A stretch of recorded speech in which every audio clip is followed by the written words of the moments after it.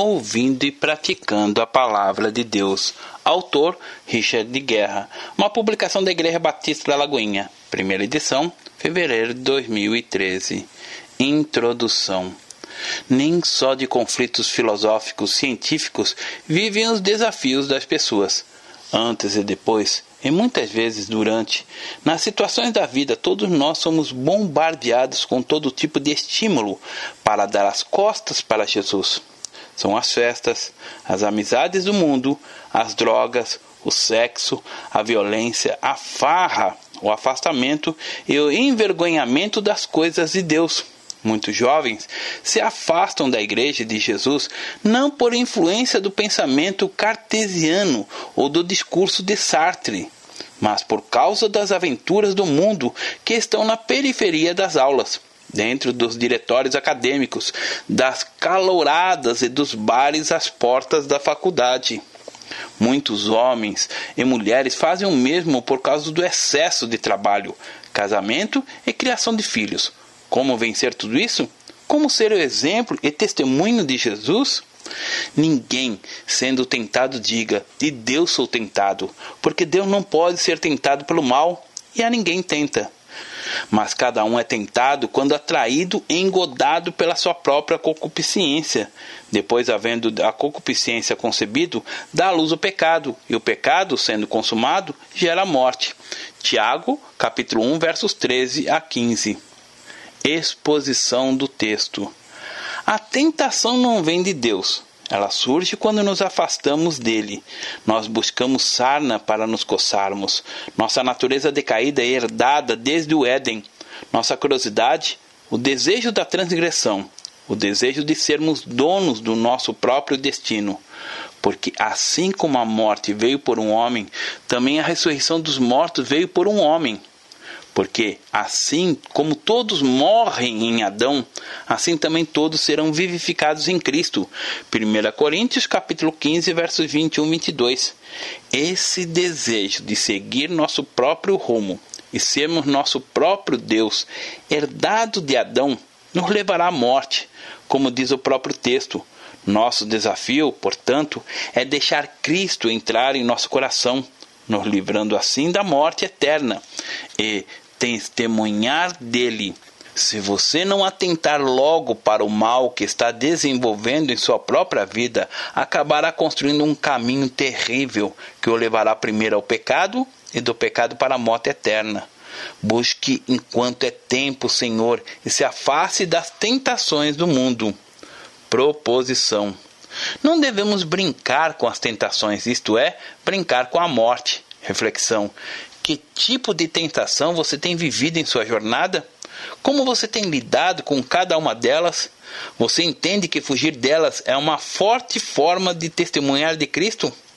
Quais são suas dificuldades de vencer as tentações? O contexto. Primeiro, a fonte da tentação não é Deus, mas os nossos desejos errados. Quando entrei para o Cefet, era líder de adolescentes em minha igreja. Atualmente apaixonado pela obra do Senhor. Ali não deixei o rigor científico me contaminar. Montei um clubinho para estudar a Bíblia na hora do almoço. Ganhei pessoas para Jesus. Resgatei outras. No entanto, tinha dentro do meu coração um medo grande de não namorar ninguém. Foi quando conheci uma moça muito inteligente e bonita na escola. Me aproximei dela e acabamos ficando juntos. Ela não tinha compromisso com as coisas do Senhor. Até zombava delas. Não acreditava, por exemplo, na importância de se guardar para o casamento. De todas as formas me defraudou. Eu procurei aquilo. Não posso culpá-la. Como coexistir luz e trevas? Por fim, cedi e aos poucos me afastei de Deus, só para depois ser traído e ridicularizado. Decidi não mais repetir esse desastre. Comecei a namorar uma moça da igreja e tudo ia bem. Mas a relação não foi para frente. Entrei para a faculdade e novamente achava que estava forte espiritualmente, mas nada poderia acontecer. No entanto, me aproximei das pessoas erradas e acabei caindo de novo. Às duras penas aprendi o que a Bíblia já dizia: foge também das paixões da mocidade e segue a justiça, a fé, o amor e a paz com os que, com um coração puro, invocam o Senhor.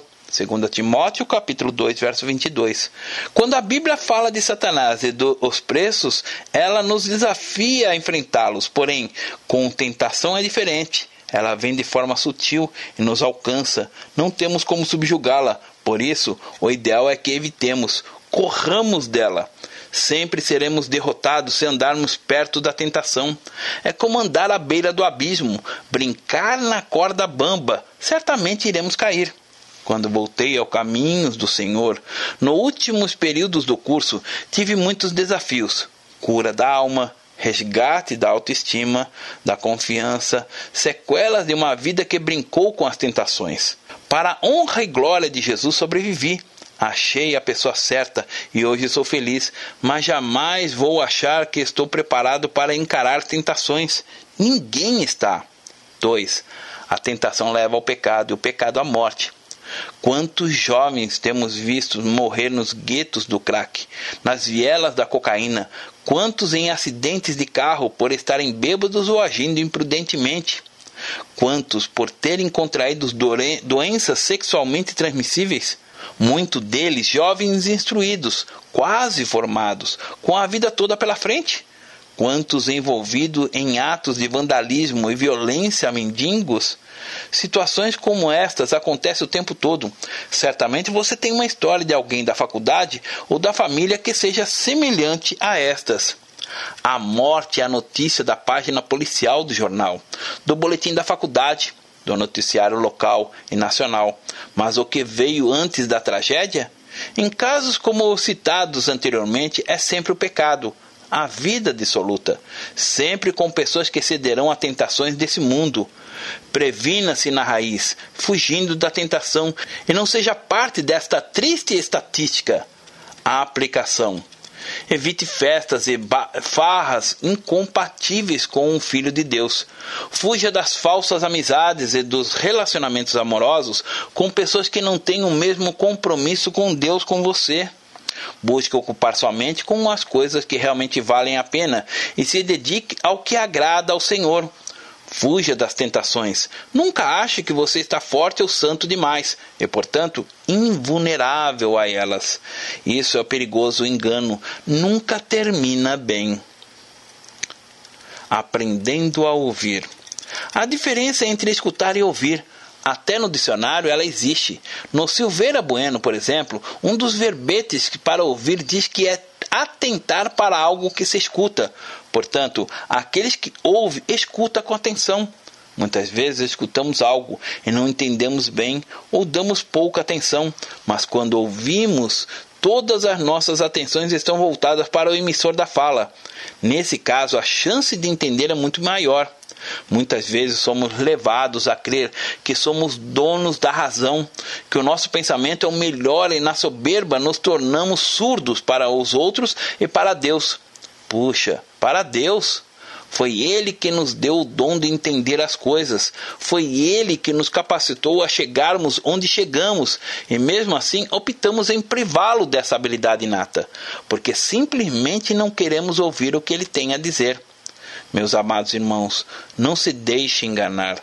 Toda boa dádiva e todo dom perfeito vem do alto, descendendo do Pai das luzes, que não muda como sombras inconstantes. Por sua decisão, Ele nos gerou pela palavra da verdade, para que sejamos como que os primeiros frutos de tudo o que Ele criou. Meus amados irmãos, tenham isto em mente. Sejam todos prontos para ouvir e tardios para falar, e tardios para irar-se, pois a ira do homem não produz a justiça de Deus. Tiago, capítulo 1, versos 16 a 20. Exposição do texto. Tiago nos relembra de onde vieram todas as coisas, e para esse propósito elas foram estabelecidas. Foi Deus que fez tudo, por meio da sua palavra. Ele criou o homem à sua imagem e semelhança. Somos a coroa da criação. Desde o princípio, ele já sabia que o homem o trairia e que para manter contato com essa criatura seria necessário sacrificar o próprio filho. Mesmo assim, ele nos fez. Isto é um amor constrangedor e ininteligível. Ele nos deu capacidade de falar, de se expressar, de amar, de sentir, de ouvir. No começo, o homem e Deus eram amigos, conversaram no pôr do sol, eram felizes. Deus deu a orientação ao homem e ele desobedeceu.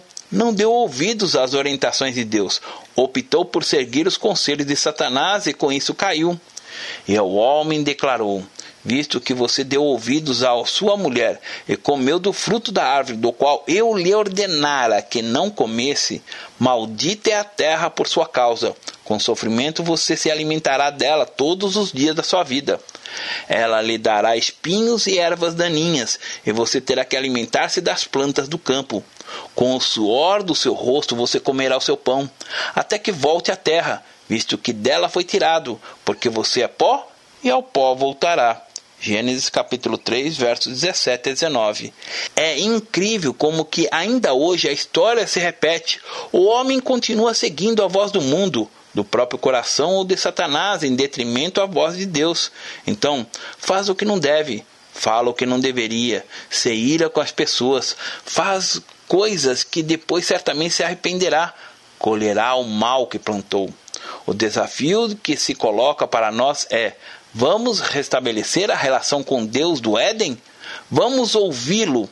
Vamos parar um pouco de falar? Vamos parar de nos enganar? Proposição: já é hora de começar a ouvir a Deus para errar menos. Reflexão: você costuma agir por impulso? Como você lida com seu temperamento? Você tem costume de ouvir as pessoas? Quais? Você busca ouvir a voz de Deus? O contexto: no mundo de hoje, todo mundo tem uma opinião. É impressionante como as pessoas querem falar e se mostrar. No meio acadêmico, isso é muito estimulado. Seja um questionador, imponha sua verdade, ou alguém vai pensar por você. Não quero passar a impressão que sou contra alguém ter opinião. Ao contrário, o que quero construir com esse livro é o pensamento crítico cristão. Porém, algo me preocupa profundamente neste mundo pós-moderno. É a dificuldade crescente que as pessoas têm de ouvir quem quer que seja. Primeiro, é importante parar um pouco. O texto começa dizendo que nós não devemos nos enganar, pois é exatamente o que vai acontecer à medida que você não ouvir. Pessoas que não ouvem estão mais suscetíveis a errar. A Bíblia fala que o ouvir conselho nos ajuda a tomar decisões certas, ser sábios. Quem sai à guerra precisa de orientação, e com muitos conselheiros se obtém a vitória. Provérbios capítulo 24, verso 6. Os planos fracassam por falta de conselho, mas são bem-sucedidos quando há muitos conselheiros. Provérbios capítulo 15, verso 22. Sem diretrizes a nação cai. O que salva é ter muitos conselheiros. Provérbios capítulo 11, verso 1. Mas isso só é possível depois de você tomar algumas importantes decisões em sua vida. A primeira é parar de falar um pouco. Parar tudo para ser sincero. A segunda é não buscar ouvir qualquer um. Procure alguém que tenha vida, experiência no assunto e caráter para ser sua referência. Além de tudo isso, se for uma pessoa comprometida com Deus, a segurança de que será um bom conselheiro só aumenta. Mas isso não é obrigatório. Deus fala das maneiras mais inacreditáveis. Lembre-se que até uma mula ele usou na Bíblia para aconselhar um profeta que insistia em não ouvi-lo. E, vendo a jumenta, o anjo do Senhor deitou-se debaixo de Balaão. E a ira de Balaão acendeu-se e espancou a jumenta com o bordão. Então o Senhor abriu a boca da jumenta, a qual disse a Balaão: que te fiz eu? Que me espancastes essas 3 vezes? E Balaão disse à jumenta: por que zombastes de mim? Quem dera tivesse eu uma espada na mão, porque agora te mataria. E a jumenta disse a Balaão: porventura não sou tua jumenta, em que cavalgaste desde o tempo em que me tornei tua até hoje? Acaso tem sido o meu costume fazer assim contigo? E ele respondeu: não. Então o Senhor abriu os olhos de Balaão, e ele viu o anjo do Senhor que estava no caminho, e sua espada desembainhada na mão. Pelo que inclinou a cabeça e prostrou-se sobre sua face. Então o anjo do Senhor lhe disse: porque já 3 vezes espancaste a tua jumenta, eis que eu saí para ser teu adversário, porquanto o teu caminho é perverso diante de mim. Porém a jumenta me viu, e já 3 vezes se desviou de diante de mim. Se ela não se desviasse de diante de mim, na verdade que eu agora te haveria matado, e ela deixaria com vida. Números capítulo 22, versos 27 a 33. Eu me lembro de uma prova de geometria sólida que fiz sem ter estudado. Na carteira com a prova comecei a orar pedindo a Deus um milagre.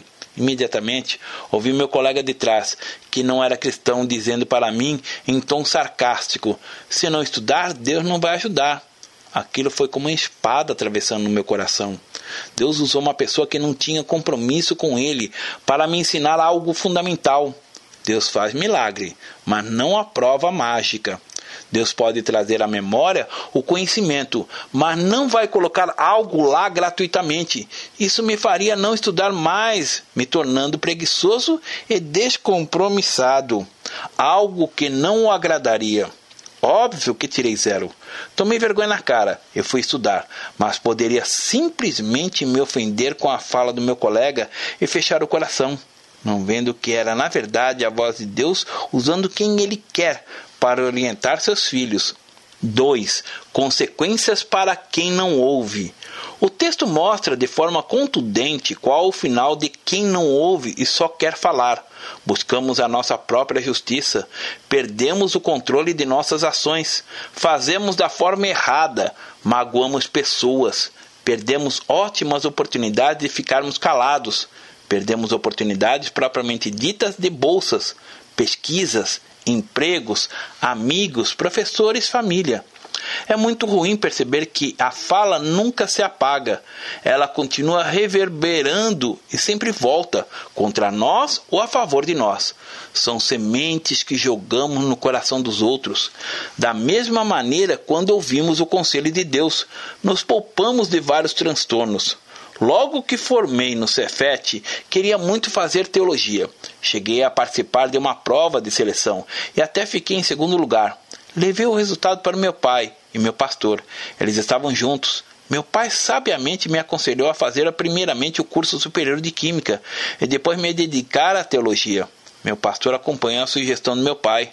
Confesso que no começo eu fiquei bastante frustrado, mas fui aos pés do Senhor buscar a direção certa, e Ele também confirmou aqueles conselhos. Hoje eu vejo que era o melhor a fazer. Que bom que ouvi o meu pai, meu líder e principalmente a Deus. Hoje sou teólogo e químico, e por essa razão posso levar a palavra de Deus a lugares que os pastores convencionais não chegariam. Lembro-me que há alguns anos tive a honra de dirigir o curso superior de Química na Universidade do Rio Verde, Unicor, de 3 Corações. Eles tinham uma unidade em Betim e era lá que eu dava expediente. A universidade ofereceu um curso em 3 Corações para todos os diretores de cursos e, aos sábados, todos os diretores de Betim iam para lá, juntos, numa van. Muitas vezes, dentro daquela van, durante aquela longa viagem, conversávamos. Certa vez surgiu a questão de eu ser pastor. Poucos ali eram evangélicos, e os demais achavam incompatível eu crer em Deus e ser um cientista. Aproveitei a deixa e mostrei para eles que o conhecimento da ciência, sem manipulação ou paixão, só nos leva à existência de um Deus. Estou preparando um livro para isso, aguarde. Só pude fazer esse discurso e ter atenção e o respeito deles por causa da minha formação de químico. Ali, os meus 2 mestrados em teologia não serviam para nada. Passado alguns dias, esses mesmos diretores que me procuraram e pediram para eu fazer uma reunião de oração e leitura da palavra, uma vez por semana com eles. Glórias a Deus, pois Ele nos usa de formas sobrenaturais. Pude pregar para doutores sobre a obra do Espírito Santo. Isso foi possível porque, como já disse, ouvi lá atrás. Aplicação. Procure ouvir mais as pessoas mais velhas, seus líderes, seus professores, seus pais. Certamente a experiência deles tem algo a agregar à sua. Busque lutar contra a ansiedade. Ela é um inimigo perigoso para ouvir a voz de Deus. A Bíblia fala que a paz de Deus é o árbitro de nosso entendimento. Portanto, se você ouvir uma voz e ela lhe trouxer paz, a chance de ser de Deus é grande. E a paz de Deus, que excede todo entendimento, guardará os seus corações e as suas mentes em Cristo Jesus. Filipenses capítulo 4, verso 7. Deus nos fala das formas mais imprevisíveis possíveis. Busque estar atento a tudo. Ele pode estar falando com você agora. Portanto, todo aquele que invocar o nome do Senhor será salvo. Como, pois, invocarão aquele em quem não creram? E como crerão aquele de quem não ouviram? E como ouvirão se não há quem pregue? E como pregarão se não forem enviados? Como está escrito: quão formosos os pés do que anunciam o evangelho da paz, dos que trazem alegres novas de boas coisas. Mas nem todos têm obedecido ao evangelho, pois Isaías diz: Senhor, quem creu na nossa pregação? De sorte que a fé é pelo ouvir, e ouvir a palavra de Deus. Romanos capítulo 10, verso 13 a 17. Praticando a palavra. No capítulo anterior aprendemos a importância de ouvir. Mas será que a nossa tarefa para por aí? Claro que não. De que adianta eu tomar consciência de que estou doente por meio de um diagnóstico médico e não tomar as devidas providências para me curar, tomar os remédios e fazer a terapia? Portanto, ouvir é a primeira etapa. Temos que praticar a palavra. Portanto, livre-se de toda impureza moral e da maldade que prevalece, e aceitem humildemente a palavra implantada em vocês, a qual é poderosa para salvá-los. Sejam praticantes da palavra e não apenas ouvintes, enganando-os a si mesmos. Aquele que ouve a palavra, mas não a põe em prática, é semelhante ao homem que olha sua face no espelho, e depois de olhar para si mesmo, sai e logo esquece a sua aparência. Mas o homem que observa atentamente a lei perfeita que traz a liberdade e persevera na prática dessa lei, não esquecendo o que ouviu, mas praticando, será feliz naquilo que fizer. Se alguém se considera religioso, mas não freia sua língua, engana-se a si mesmo. Sua religião não tem valor algum. A religião que Deus, o nosso Pai, aceita como pura e imaculada é esta: cuidar dos órfãos e das viúvas em suas dificuldades, e não se deixar corromper pelo mundo. Tiago, capítulo 1, versos 21 a 27. Exposição do texto. Moody escreveu na capa de sua Bíblia a frase: ou esse livro me afasta do pecado, ou o pecado me afastará desse livro. É isso. A palavra de Deus é o nosso manual para a vida eterna. Ela é a prova de que o cristianismo transcende a religião. E, na verdade, é um estilo de vida. Como todo manual deve ser lido, e a fim de que nós possamos funcionar corretamente. Não adianta usar a Bíblia como uma peça de superstição. Vou deixá-lo no carro para protegê-lo e embaixo da almofada para dormir bem, ou aberta no Salmo 91 para espantar os maus presságios. A palavra tem que estar impressa em nosso coração. O autor fala que quem não pratica a palavra está perdido, sem norte, sem direção. Jesus, no Sermão da Montanha, compara a um não praticante da palavra a alguém que constrói uma casa sobre a areia, que a qualquer sinal de tempestade cai e desmorona. E aquele que ouve essas minhas palavras e não as cumpre, compará-lo-ei ao homem insensato que edificou a sua casa sobre a areia, e desceu a chuva, e correram os rios, e assopraram ventos, e combateram aquela casa, e caiu, e foi grande a sua queda. Mateus capítulo 7, versos 26 e 27. Tiago acusa esse tipo de pessoa de hipócrita, praticante de falsa religião. Vive uma rotina sem valor, sem razão. Mas ele mostra que o bom seguidor da palavra desfruta de uma vida feliz e ressalva que a verdadeira religião tem em si uma preocupação social. Proposição: não basta ler a palavra, temos que praticá-la. Reflexão: existe diferença entre seu discurso e a prática? Como você tem lidado com o seu cristianismo? Você dá um bom testemunho em sua faculdade? Contexto: dar um bom testemunho da palavra de Deus é sua maior pregação na faculdade, em casa, no trabalho e na igreja. Logo que as pessoas descobrem que você é cristão, elas passam a observá-lo de uma forma diferente. Esperam de você algo mais. Também estão prontas para apontar seus erros, pois sua vida os ofende. Elas o acham muitas vezes pretensioso sem querer ser como é. Ficam então à espreita esperando um escorregão para expor a sua limitação, a sua hipocrisia. Não quero com essa falha lhe deixar pressionado. Nós não estamos num reality show. Temos que caminhar sem nos preocuparmos com o que os outros pensam a respeito de nós. Senão, de fato não viveremos. Creio também que ninguém é perfeito. Temos nossas limitações, nossos momentos de fraqueza. Mas uma coisa é momento de fraqueza, a outra é a prática da fraqueza, se esconder na limitação. Isto sim é dar um mau testemunho de Cristo. Apesar de não ser importante viver em função de outros estarem lhe observando, podemos aproveitar essa situação para evangelizar, fazer a diferença em nossa faculdade. Há alguns anos recebi uma surpreendente ligação. Era a diretora do curso de Química do Cefet, me convidando para uma reunião com ela. Já havia 6 anos que me formara naquela escola, e nem sei bem como ela conseguiu meu telefone, já que na época em que estudei lá não tinha celular.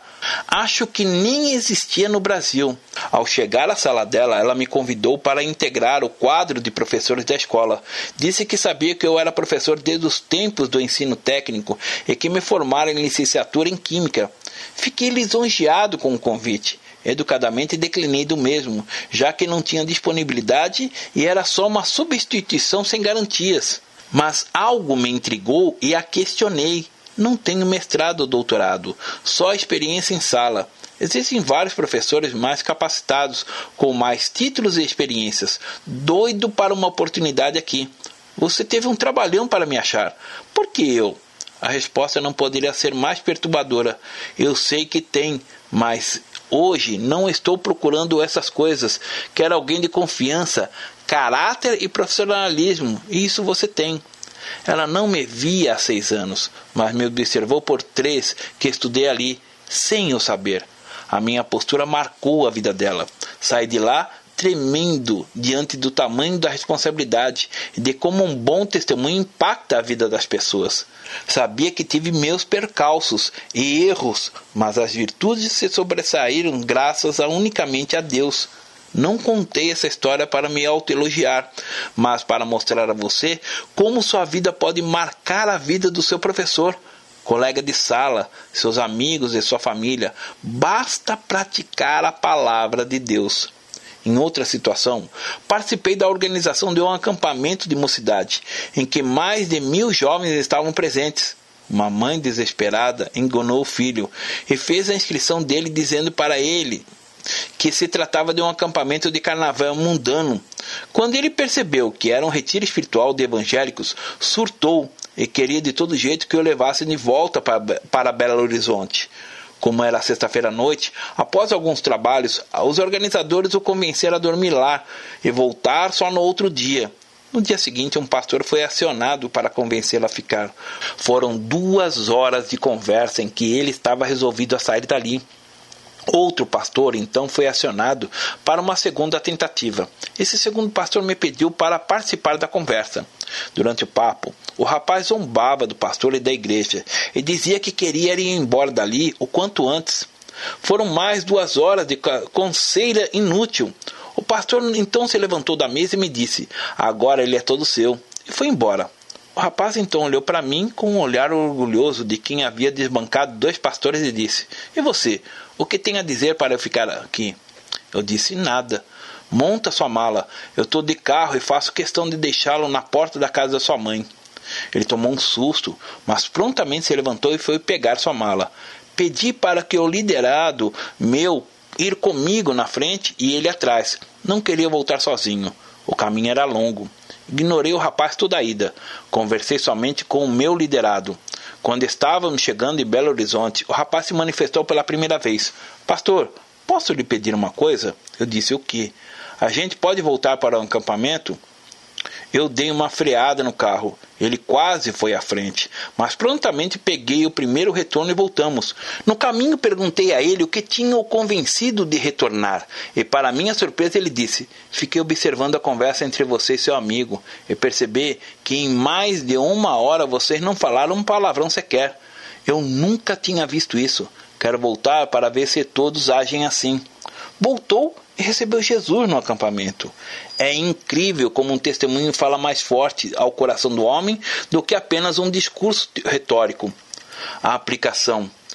Escolha um livro da Bíblia. Comece a ler seus princípios e busque praticá-los. Não faça vários de uma vez, no máximo 3. E ao final de semana, ore e veja o quanto você conseguiu.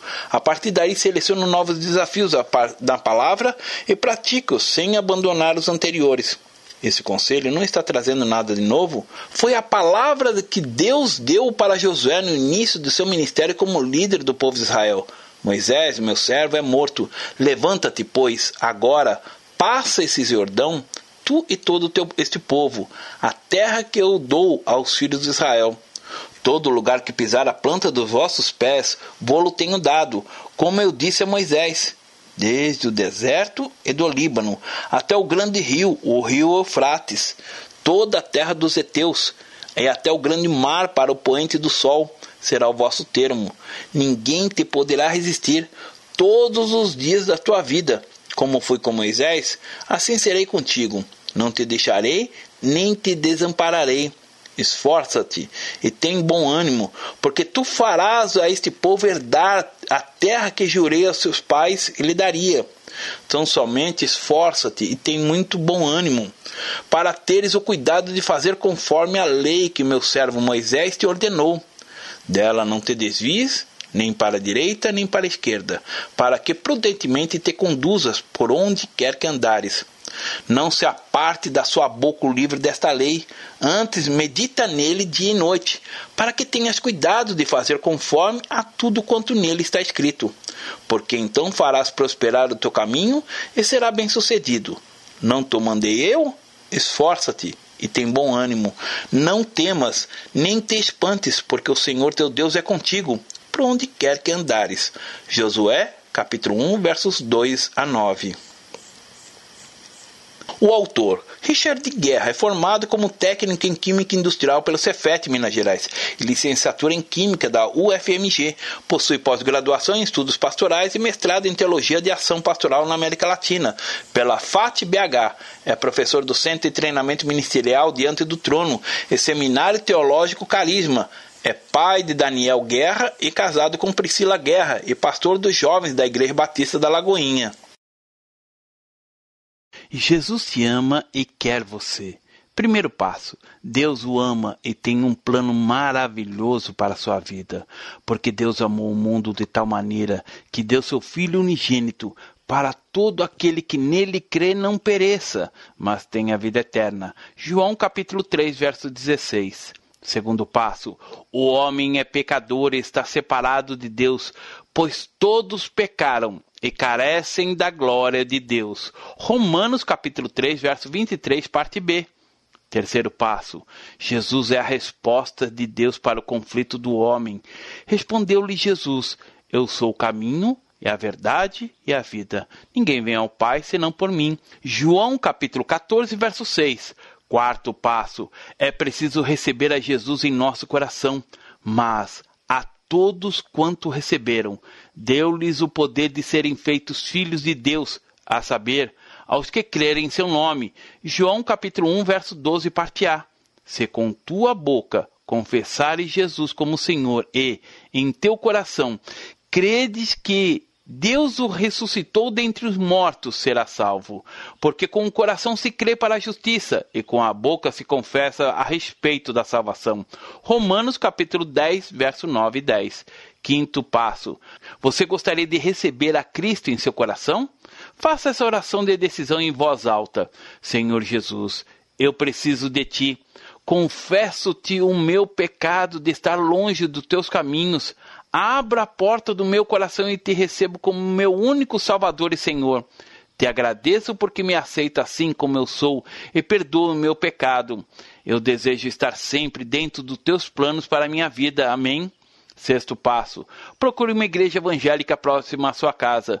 Nós estamos reunidos na Igreja Batista da Lagoinha, Rua Manuel Macedo, 360, bairro São Cristóvão, Belo Horizonte, Minas Gerais.